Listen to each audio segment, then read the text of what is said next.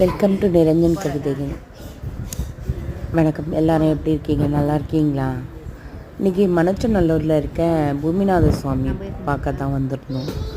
நில சம்பந்தமான பிரச்சனை, நிலத்தில் ஏதோ பில்லி சூனியம், மற்றபடி நிலம் வைக்கலை, வீடு கட்ட முடியல அப்படின்னு இருக்கிறவங்க எல்லாரும் இந்த பூமிநாத சுவாமிக்கிட்ட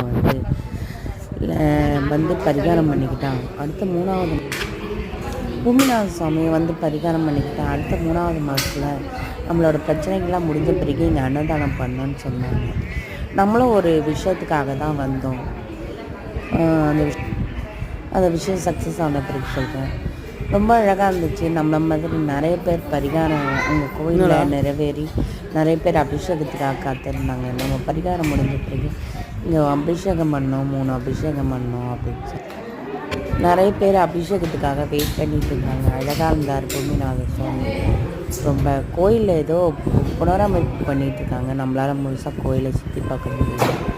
பூமிநாத சுவாமியோட அழகு சொல்கிறது, பூமிநாத சுவாமியோட அழகை வர்ணிக்க வார்த்தைகள் இல்லை. அவ்வளோ அழகாக, அவ்வளோ மனநிறைவாக இருந்துச்சு.